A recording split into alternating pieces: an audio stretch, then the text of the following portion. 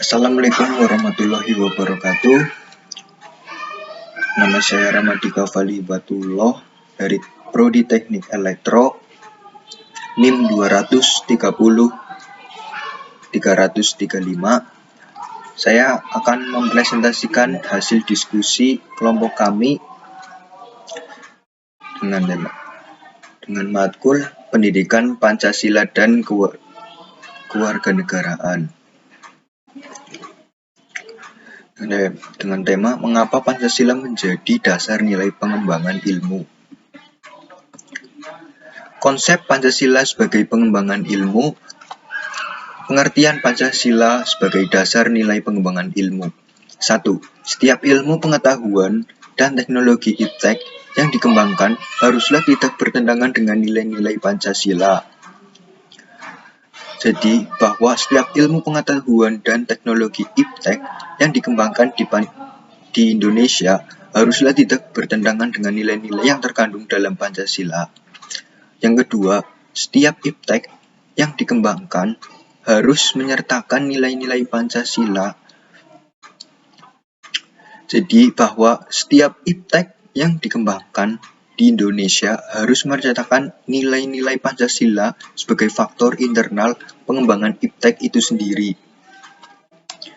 Yang ketiga, nilai-nilai Pancasila berperan sebagai rambu normatif bagi pengembangan iptek di Indonesia. Nilai-nilai Pancasila berperan sebagai rambu normatif bagi pengembangan iptek di Indonesia itu artinya mampu mengendalikan iptek agar tidak keluar dari cara berpikir dan bertindak bangsa Indonesia. Yang keempat, setiap pengembangan iptek harus berakar dari budaya dan ideologi bangsa Indonesia. Bahwa setiap pengembangan iptek harus berakar dari budaya dan Indonesia, bangsa Indonesia itu sendiri, atau yang lebih dikenal dengan istilah indigenisasi ilmu, memperbumikan ilmu. Urgensi Pancasila sebagai dasar nilai pengembangan ilmu. Pentingnya Pancasila sebagai dasar pengembangan ilmu dapat ditelusuri ke dalam hal-hal sebagai berikut. Yang satu, pluralitas nilai seiring berkembangnya iptek. Pluralitas nilai yang berkembang dalam kehidupan bangsa Indonesia dewasa ini seiring dengan kemajuan iptek menimbulkan perubahan dalam cara pandang manusia tentang kehidupan. Hal ini membutuhkan renungan dan refleksi yang mendalam agar bangsa Indonesia tidak terjerumus ke dalam penentuan keputusan nilai yang tidak baik sesuai dengan kepribadian bangsa. Yang kedua, dampak negatif yang ditimbulkan kemajuan iptek terhadap lingkungan hidup berada dalam titik nadir yang membahayakan ekosistensi hidup manusia di masa yang akan datang. Oleh karena itu diperlukan tuntunan moral bagi para ilmuwan dalam perkembangan iptek di Indonesia. Yang ketiga, perkembangan iptek yang didominasi negara-negara bangsa Barat dengan politik global ikut mengancam nilai-nilai khas dalam kehidupan bangsa Indonesia, seperti spiritualitas, gotong royong, solidaritas, musyawarah, dan cita rasa keadilan. Oleh karena itu, diperlukan orientasi yang jelas untuk menyaring dan menangkal pengaruh nilai-nilai global yang tidak sesuai dengan nilai-nilai kepribadian bangsa Indonesia. Alasan diperlukannya Pancasila sebagai dasar nilai pengembangan ilmu. Kerusakan nilai yang ditimbulkan oleh iptek. Kerusakan lingkungan yang ditimbulkan oleh iptek, baik dengan dalih percepatan pembangunan daerah tertinggal maupun upaya peningkatan kesejahteraan masyarakat perlu mendapatkan perhatian yang serius. Pengalihan tambang batu bara, minyak bumi, biji besi, emas, dan lainnya di Kalimantan, Sumatera, Papua, dan lain-lain dengan menggunakan teknologi canggih mempercepat kerusakan lingkungan. kedua, penjabaran nilai Pancasila sebagai dasar nilai pengembangan iptek untuk mengontrol dan mengendalikan kemajuan iptek yang dipengaruhi pada cara berpikir dan bertindak masyarakat yang cenderung pragmatis. Artinya pengguna benda-benda teknologi dalam kehidupan masyarakat Indonesia dewasa ini telah menggantikan peran nilai-nilai luhur yang diyakini dapat menciptakan kepribadian manusia Indonesia yang memiliki sifat sosial, humanis, dan religius. Yang ketiga, nilai-nilai kearifan lokal yang menjadi simbol kehidupan di berbagai daerah mulai digantikan dengan gaya hidup global, seperti budaya gotong royong, digantikan dengan individualis yang tidak patuh membayar pajak dan hanya menjadi free rider di Indonesia ini. Sikap sahaja digantikan dengan gaya hidup bermewah-mewahan. Konsumerisme, solidaritas sosial digantikan dengan semangat individualistis. Musyawarah untuk mufakat digantikan dengan voting dan seterusnya. Sumber historis Pancasila sebagai dasar nilai pengembangan ilmu di Indonesia. Yang pertama, pembukaan Undang-Undang Dasar 1945 Aliyah keempat. Yang kedua, contoh historis lainnya dapat ditelusuri dalam berbagai diskusi dan seminar di kalangan intelektual di Indonesia. Salah satunya adalah di perguruan tinggi. Contohnya seperti pidato Soekarno, rangkaian kuliah umum Pancasila Dasar Falsafat Negara pada 26 Juni 1958 sampai dengan 1 Februari 1959. Seminar dengan tema Pancasila sebagai orientasi pengembangan ilmu yang diselenggarakan oleh UGM pada 15 Oktober 1987. Daud Joseph dalam artikel ilmiahnya yang berjudul Pancasila, Kebudayaan dan Ilmu Pengetahuan. Pancasila sebagai rangka kesadaran normatif humanisasi dapat merupakan dorongan ke arah dua hal penting. Universalisasi, yaitu merupakan simbol-simbol dari keterkaitan dengan struktur, terutama penggunaan simbol untuk kepentingan sebuah kelas sosial, baik yang datang dari kubu pasar bebas maupun dari negara berencana.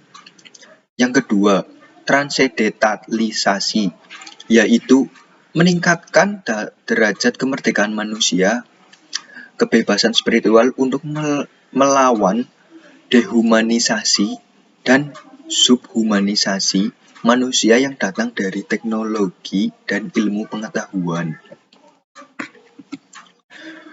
Sumber sosiologis Pancasila sebagai dasar nilai pengembangan ilmu di Indonesia. Sumber sosiologis Pancasila sebagai dasar nilai pengembangan iptek dapat ditemukan pada sikap masyarakat yang dapat memperhatikan dimensi ketuhanan dan kemanusiaan, sehingga manakala iptek tidak berjalan dengan nilai ketuhanan dan kemanusiaan, biasanya terjadi penolakan. Contoh, penolakan atas rencana pembangunan pusat pembangkit listrik tenaga nuklir oleh masyarakat di Semenanjung Muria. Penolakan masyarakat terhadap PLTN di Semenanjung Muria didasarkan pada kekhawatiran atas kemungkinan kebocoran pembangkit listrik tenaga nuklir, keselamatan reaktor nuklir, dan keluaran limbah radioaktif yang termasuk ke dalam kategori limbah beracun. Sebagai dasar nilai pengembangan ilmu di Indonesia, sumber politis Pancasila sebagai dasar ilmu pengembangan ilmu di Indonesia dapat dirunut ke dalam berbagai kebijakan yang dilakukan oleh para penyelenggara negara. Contoh sebagai berikut: 1. Pada masa Orde Lama, pidato Soekarno ketika menerima gelar Dr. Honoris Causa di UGM pada 19 September 1951 dan pidato Soekarno pada Akademi Pembangunan Nasional di Yogyakarta 18 Maret 1962. Pada masa Orde Baru. Yang kedua, pada masa Orde Baru, Presiden Soekarno menyinggung masalah Pancasila sebagai dasar nilai pengembangan ilmu ketika memberikan sambutan pada Kongres Pengetahuan Nasional keempat 18 September 1986 di Jakarta. Yang tiga, pada masa reformasi Presiden Susilo Bambang Yudhoyono dalam sambutan pada acara silaturahmi dengan Akademi Ilmu Pengetahuan Indonesia AIPI dan Masyarakat Ilmiah 20 Januari 2010 di Serpong, Habibie dalam pidato 1 Juni 2011 menegaskan bahwa penjabaran Pancasila sebagai dasar nilai dalam berbagai kebijakan penyelenggaraan negara merupakan suatu upaya untuk mengaktualisasikan Pancasila dalam kehidupan.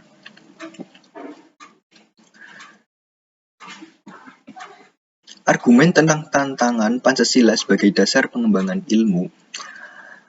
1. Kapitalisme. Kapitalisme yang sebagai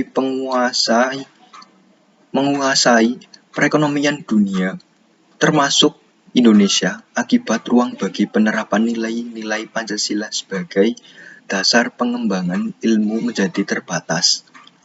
Yang kedua, globalisasi. Globalisasi yang menyebabkan lemahnya daya saing bangsa Indonesia dalam pengembangan iptek, sehingga Indonesia lebih berkedudukan sebagai konsumen daripada produsen dibandingkan dengan negara-negara lain. Yang ketiga, konsumerisme. Konsumerisme menyebabkan negara Indonesia menjadi pasar bagi produk teknologi negara lain yang maju ipteknya. Yang keempat, pragmatisme.